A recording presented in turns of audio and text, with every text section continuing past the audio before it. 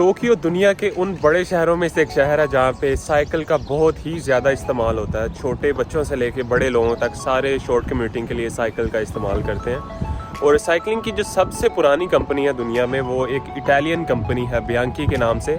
और उनका टोक्यो में जो स्टोर है वहाँ पे उनकी एक बहुत स्पेशल इलेक्ट्रिक बाइक है जो कि $8,000 की बाइक है। तो आज उसकी मैं टेस्ट राइड लेने जा रहा हूँ। असल में मैं भी टोक्यो में कुछ अर्से से साइकिलिंग कर रहा हूँ। मेरे पास भी इसी कंपनी की एक नॉर्मल रोड बाइक है, लेकिन आज जो हम ट्राई करने जा रहे हैं वो बियांकी का एक बहुत ही हाई एंड मॉडल है। तो चले चलते हैं।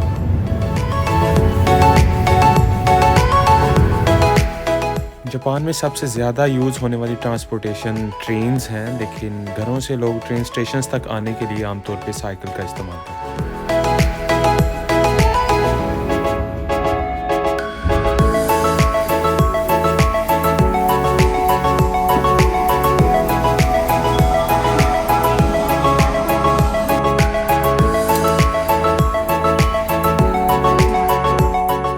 घर से तकरीबन आधे घंटे की ट्रेन राइड के बाद हम सेंट्रल टोक्यो में आए हैं, जहाँ पे बियांकी का मेन स्टोर है।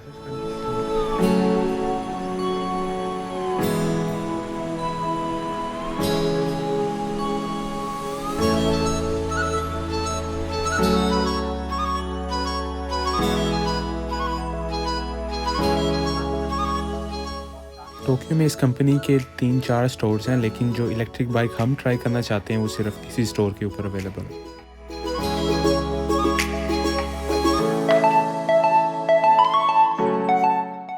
सबसे पहले हम थोड़ा सा पेपर वर्क करेंगे, जिसमें हम अपना इमरजेंसी कॉन्टैक्ट नंबर वगैरह और बाकी बेसिक सी इंफॉर्मेशन देंगे।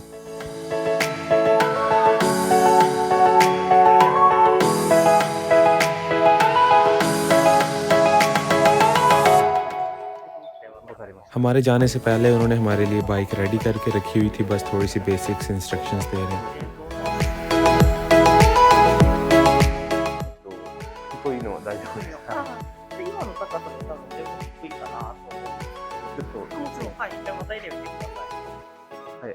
E 大宮のどちらのタイプですか? C タイプ? T タイプですか?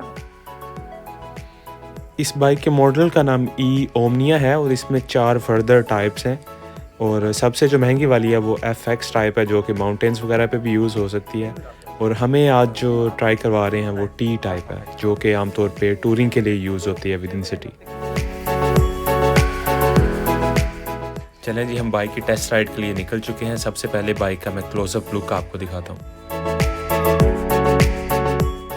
सबसे पहले तो ये बहुत ही खूबसूरत स्पीडोमीटर है बाइक के ऊपर, जिसके ऊपर बाइक की स्पीड शो होती है।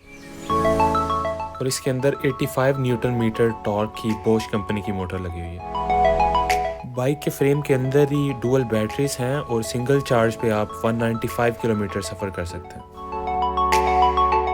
और बाइक के फ्रेम के अंदर ही बहुत खूबसूरत किस्म की फ्रंट और बैक लाइटिंग भी मौजूद है। और ओवरऑल भी बाइक का मटेरियल बहुत प्रीमियम किस्म का है। तो चलें अब हम इसे चला के देखते हैं।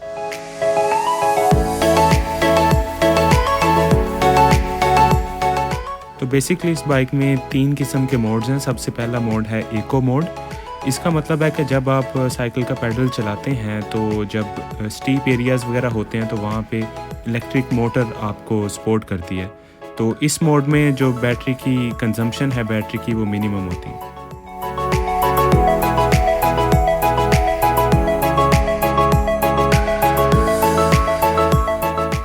बाइक का दूसरा मोड जो है वो टूर मोड है, जो कि इस वाले मॉडल की खास स्पेशलिटी भी है।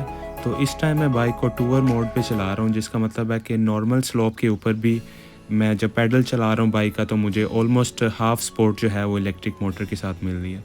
तो इससे ये होता है कि सिटी के अंदर फॉर एग्जांपल जब आप ट्रैवल कर रहे हैं तो आप जल्दी थकते नहीं हैं, आपको साथ साथ सपोर्ट इलेक्ट्रिक मोटर की भी मिलती रहती है।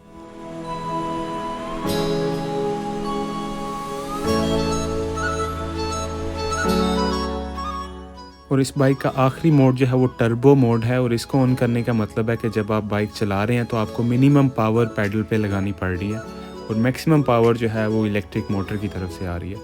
तो इससे आप बिल्कुल भी नहीं थकते और बाइक की स्पीड भी इस मोड में मैक्सिमम होती है।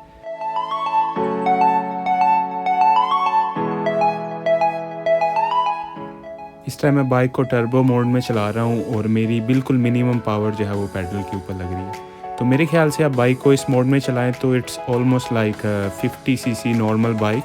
तो अगर आपके पास इस तरह की इलेक्ट्रिक बाइक है तो मेरे ख्याल से आपको एक मोटरसाइकिल रखने की ज़रूरत नहीं है।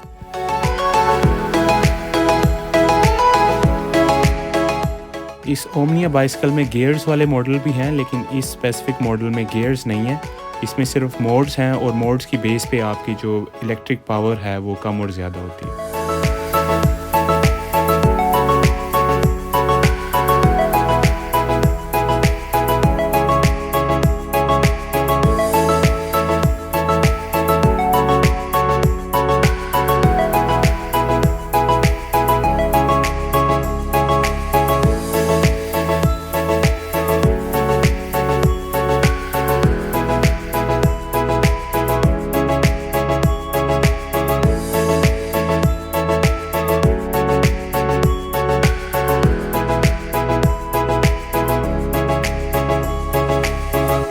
चलें जी, अब इस बाइक को वापस करने का टाइम आ गया और हम इनके साथ थोड़ा सा फीडबैक शेयर करेंगे अपनी टेस्ट राइड के बारे में, और उसके बाद इस शॉप के अंदर जो बाकी बाइक की एसेसरीज़ हैं और बाकी मॉडल्स हैं उन पे भी एक नज़र मारेंगे।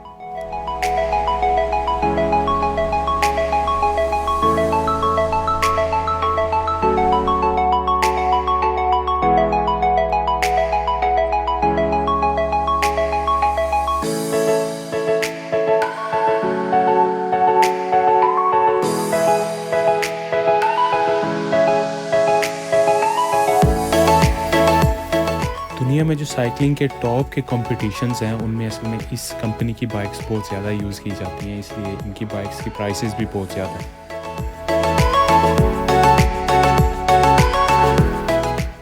ये रेसिंग बाइक मॉडल है CK16 और इसकी प्राइस 11,33,000 जापानीज़ येन है।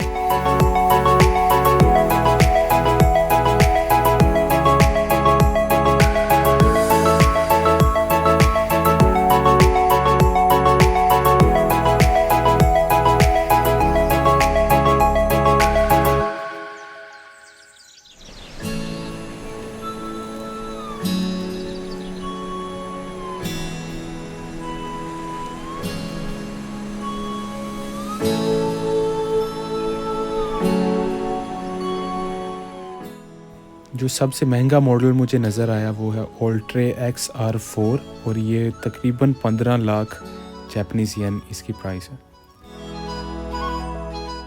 ये एक एडजस्टेबल टेस्ट राइड करने का सेटअप है जहाँ पे आपकी हाइट और बाकी प्रेफरेंसेस के मुताबिक आपको कस्टमाइज्ड साइकिल डिज़ाइन करके दी जा सकती है।